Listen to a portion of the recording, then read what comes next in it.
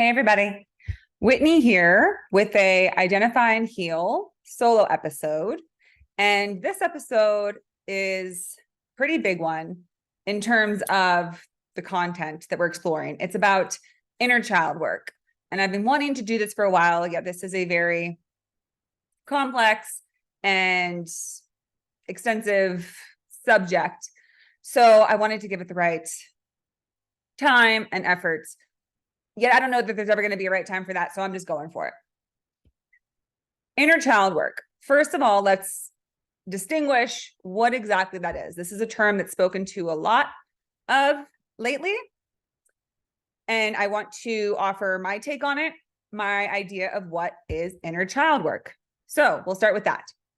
Inner child work is a way to address held trauma, is ultimately what it is. And this comes from the notion that trauma is essentially when certain times or experiences in our life are so terrible, so horrific, so frightening, so traumatic that we cannot fully process them in that moment, that our mind, body, and emotional body are not able to effectively and appropriately understand. So that energy is sort of stuck there. And most of us, once we get out of a traumatic experience, we want to just get away from it. We want to move on. So we don't always take the time to go back and address it. So it's almost like a snapshot. That moment, that experience, that time gets sort of frozen and stored away in our body. If you are familiar with the book, The Body Keeps Score by Vessel Vanderkirk. Oh, I'm messing that up. Something to that lines. I'll put it in the show notes. And it's stored in there. And so again, it's in a mental capacity, physical and emotional capacity. We are storing this experience at a cellular level, mental level, emotional level within us. So a lot of trauma that impacts us deeply occurs in early life, in childhood. So therefore, the idea of inner child work is it's about one way to begin to address and heal that trauma. And the idea is that in order to heal trauma, it has to be seen. Trauma wants to be seen. It's almost as if, and again, we're talking about inner child work. So consider that a child is inexperienced and gets very scared and runs away into the woods and thinks, I'm not safe, I'm not safe, I'm not safe. And it never wants to emerge because it's still stuck with that idea. And so it's almost like going out into the woods and finding that child and reassuring them and saying, hey, you're actually okay. That thing you were scared of, it's not there anymore. And you're safe and you are loved, and let me guide you back. So inner child work branches out into all sorts of other different concepts, which I will also do episodes on. One of the big ones is soul retrieval, very similar, yet somewhat different. And so there's inner child work, soul retrieval. Those are two different sort of phrases for the same thing. There's a few other ones not coming to mind right now, but just different ways of that sort of approach, which again is almost like, so it's, I guess another word is reintegration, right? So it's soul retrieval, inner child work, reintegrating your parts, right? Bringing that scared child out from the woods and back with you so that you can be whole and complete again and not have this dark hidden thing that's scared, that doesn't think it's accepted, that doesn't think it's loved, that doesn't think it's safe. Okay. So let me get into that a little more. Let's say somebody had an experience when they were 5 years old and it happened in their bedroom and it was very scary and they felt violated and they didn't feel safe and they were never allowed to speak of it. Maybe they tried to speak of it and they were told that didn't happen. Sadly, this occurs more than we'd like to believe, that when people incur horrific abuse, they're often told, no, you don't know what you're talking about. You need to stop talking about that and you need to let it go. So this child who is not capable, mind you, a child is not able to process and comprehend abuse. at least when we're adults, it's still traumatic, it's still impactful, yet we have the tools to say, this is what happened. I need to go talk to someone about it. I need to acknowledge it. I need to work to heal and move on from this. A child doesn't understand, especially if it's something that occurred from somebody that they thought loved them or cared about them. So it's common that with child abuse, especially sexual child abuse, that children can just think, oh, well, this must be normal. Maybe there's not anything wrong with this. Maybe this is just a normal thing that people do. That's why child trauma is so significant, because we are not able to understand it or process it properly. So it sort of contorts our understanding of a lot of things, of intimacy, of connection, of touch, of what it means to be safe and secure around certain people. And again, we don't know how to process them or work with them so we can incorporate them. And it gets really stuck in there. And the things that happen during those foundational years, during our childhood years, create the basis of what we believe about ourselves and about life itself. So you can imagine how impactful that is. I'm speaking to abuse. Childhood trauma by no means is isolated to abuse. It can come in a lot of forms. It can come in an accident. It can come in neglect. It can come in physical abuse, mental abuse, emotional abuse, sexual abuse. It can come in feeling left out. It can come in feeling taunted or bullied. It can come in so many different forms, which always boil down to the same certain beliefs that are the result of those things, which are that you are not lovable, that you are not safe, that you do not matter, that you are not of value. All these different things that we can come to believe about ourselves when certain things happen, and we do not have the proper tools or messaging surrounding us to shift that belief. Because again, as children, we are meant to look to our caregivers. We are not yet independent beings who are able to be autonomous and heal and process on our own. We look to those around us, and when those figures and people around us are not able to, or just neglect to attend to us, we're left with these traumatic experiences, these painful beliefs and feelings to just get stored in there. So after these incidents occur, they get stored in there and they stick with us. I'm sure everybody listening we all have our things, right? That crop up. And I've done episodes on this. I did an episode on when trauma picks your partner. And that's related to these instances. Something as young as when you were 2, 3, 4, 5, 8 can happen that makes you think, I'm not wanted. My parents don't want me. I'm not important enough. And then so we'll be grown-up adults seeking a healthy relationship, and we'll keep finding ourselves going for these low-level connections, these people who don't treat us well, and we don't know why. But it's because we are almost looking to win over, whether it's our father figure or a mother figure or a brother or caregiver who was neglectful. It's as if we're trying to win that and say, oh, maybe this time, maybe this person who doesn't seem that interested in me or doesn't seem to want to give me love, if I can get them to give me love, then maybe this wound will heal. But we live our whole lives not knowing how that wound developed. Some of us do. Some of us are aware of our childhood trauma, but many of us aren't. Right? So if you are aware of your inner child wounding, so I think we've established that now, right? Everything I've just described, early life trauma, childhood trauma creates the wound. Then we get older. And again, it starts to manifest itself, come out in our day-to-day lives. We say, why do I do these things? Why do I have these same cycles, same patterns, whether it's addiction, unhealthy relationships, complicated relationship with food, with sex, with love, with my body, all these different things. And we're like, what is this?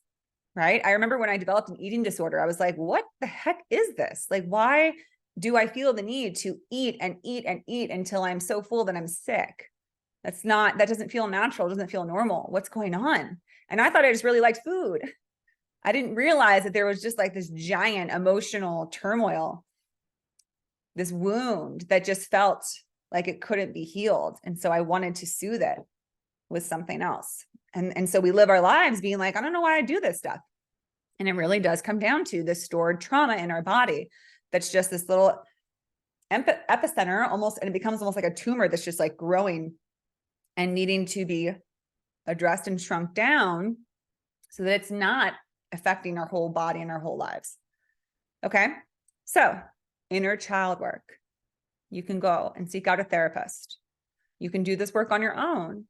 I would recommend seeing a professional in the course of inner child work, just because it is very sensitive and it's can be pivotal to have someone hold that space. And it doesn't have to be a therapist. It can be an energy healer, a spiritual guide or worker. Many people are familiar with inner child work.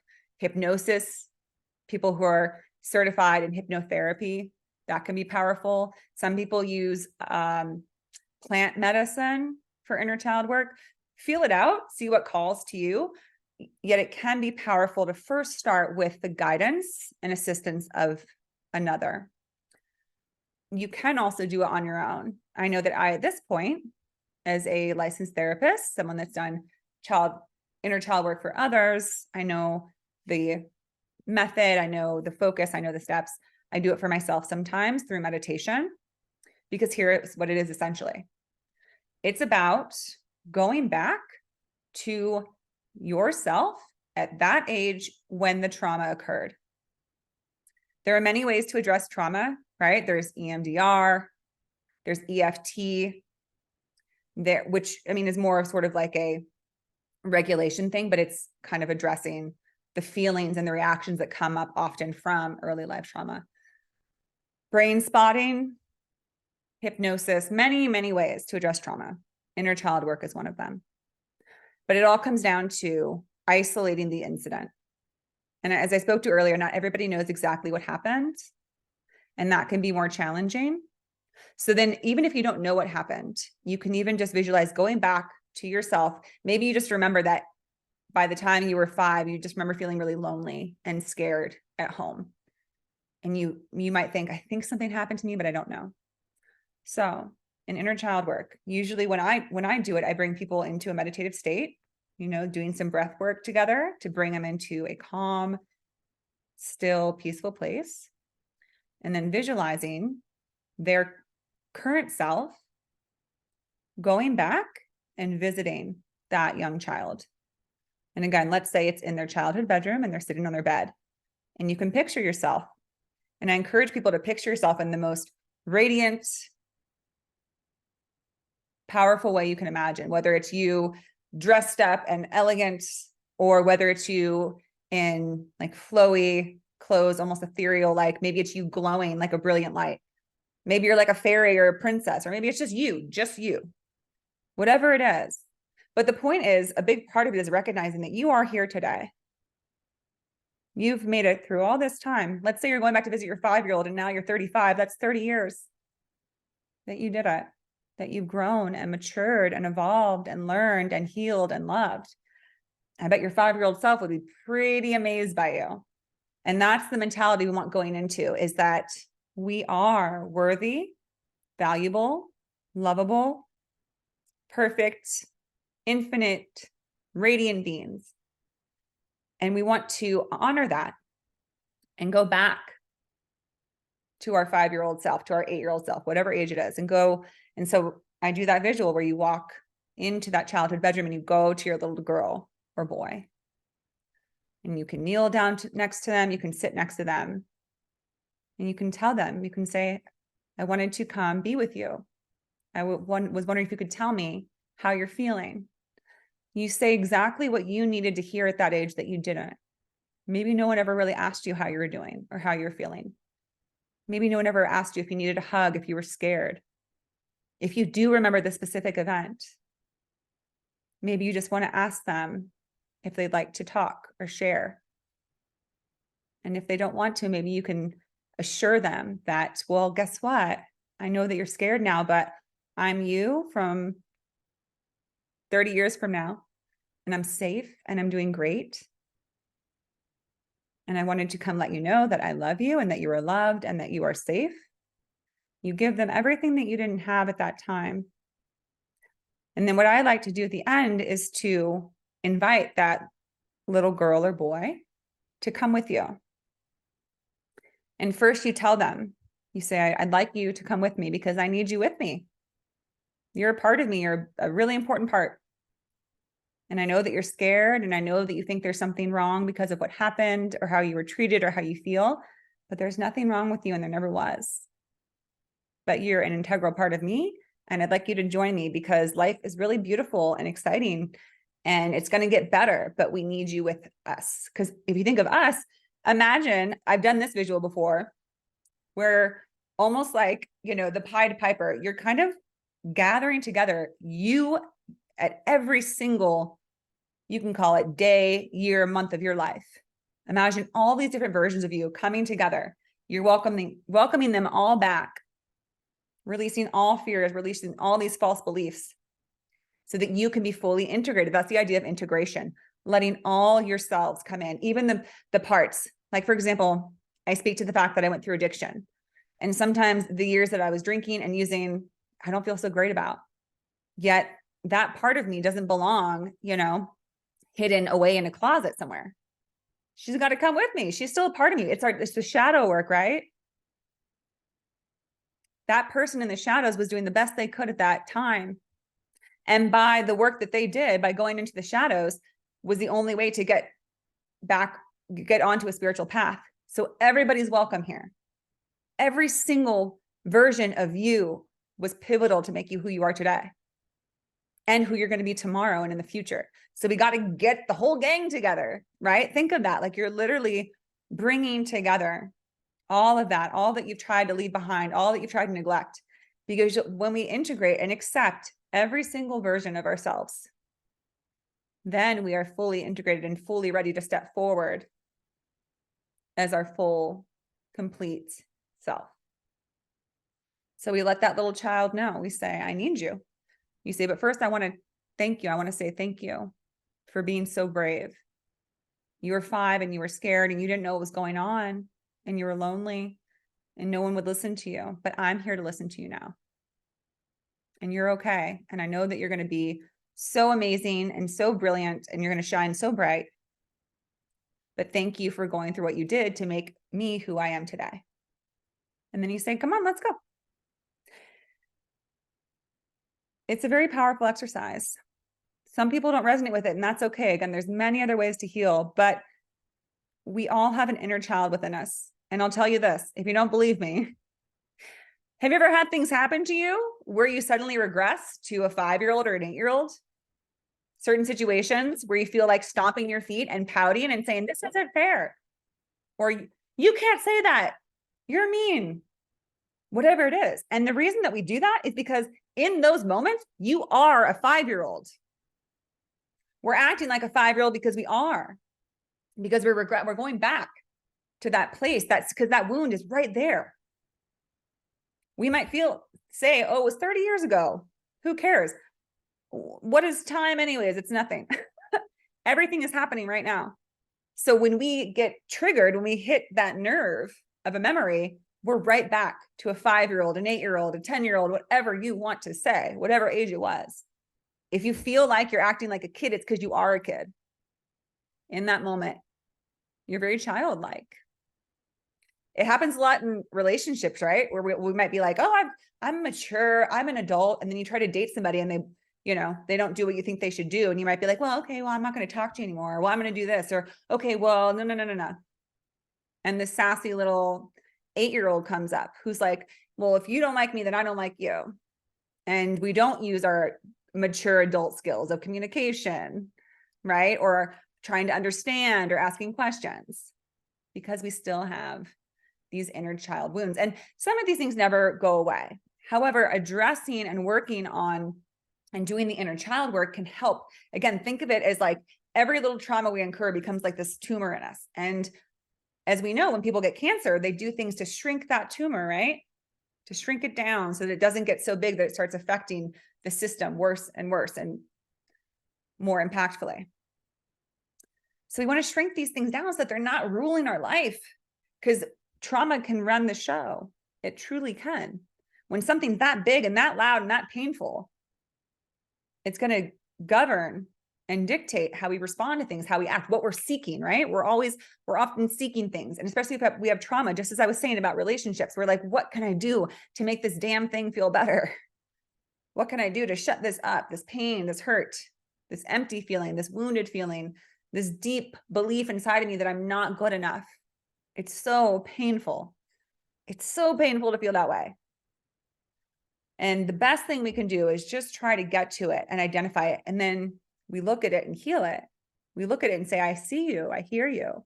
And that's what we're doing in inner child work. When we go back to that ourselves at that age, is we say, I hear you. You are heard, you are seen, you are loved. I'm here to offer you comfort and security and say, I'm so sorry. I'm so sorry what you went through. It was so awful and so painful, and you did not deserve that. You deserve to be loved and seen and taken care of, to have had your needs met, to have been considered. So we go back and we visit those parts, and it can help free us. Free us. You're really setting those little, like I said, that kid in the woods, you're setting them free out from behind, the shelter that they may have created. You're saying, you can come out now. Let's set you free. Let's get you out of these woods and back into feeling joy, to feeling love, to knowing what's true, which is, again, that there was never anything wrong with you, no matter what happened to you. So there you have it. That's inner child work in a nutshell. What it is, what are some ways to work through it, to use it. So for those listening, again, I would suggest beginning this work with a professional if you have no experience with it.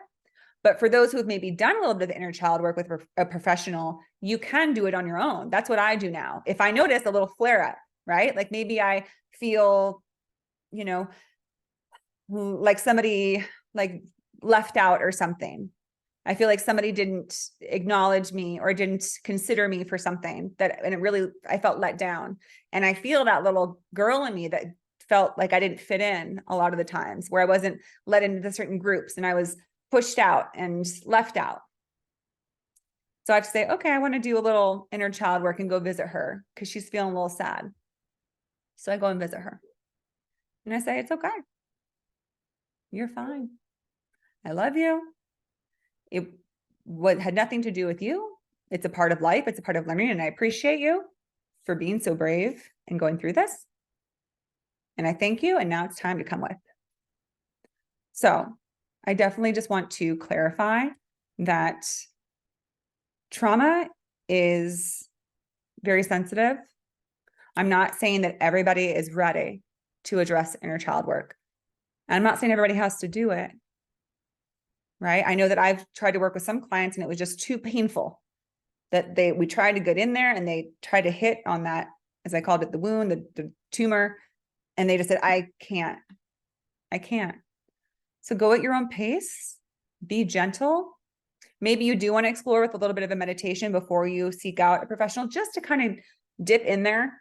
Another initial exercise I'll use with people is a meditation, just if they don't even really know. Some people are like, I just know that I feel uneasy most of the time. I feel anxious. I can't even get in there. I can't even look at what's down there. So I offer a little meditative exercise where you scuba dive. I like that metaphor because scuba diving is so peaceful and you are so connected with your breath. Because if anybody has been scuba diving, you're under the water and there's no sound except for your breath.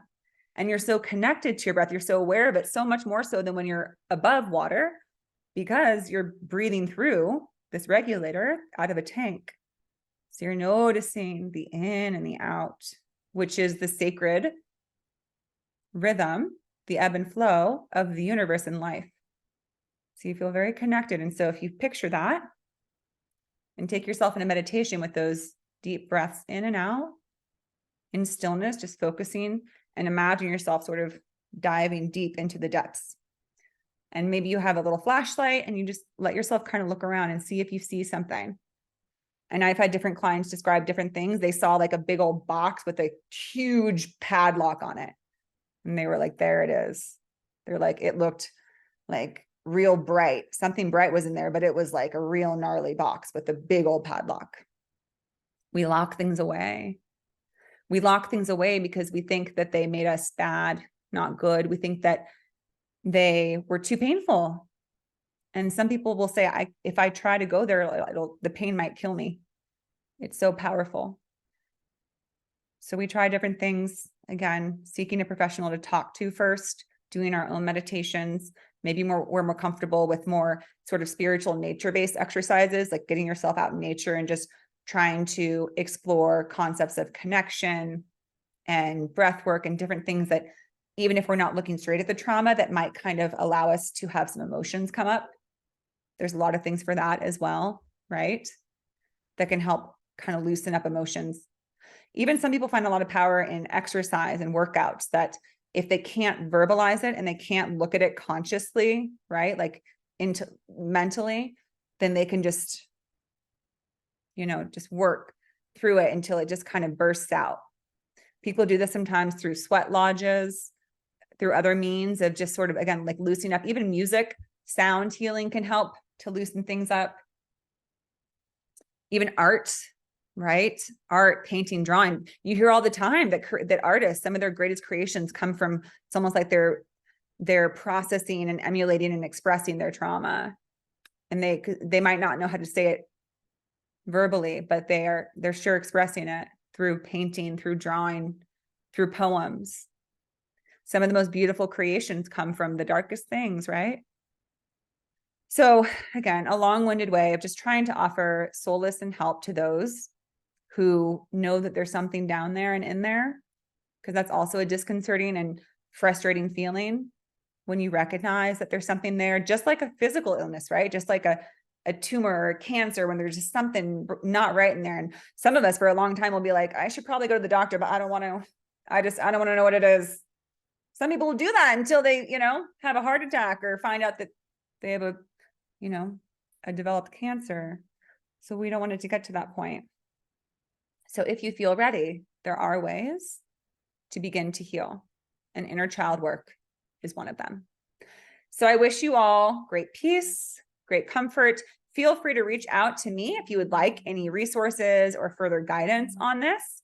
If you have incurred your own trauma, please know that sending you love, and that you do deserve love and to be seen and to be heard.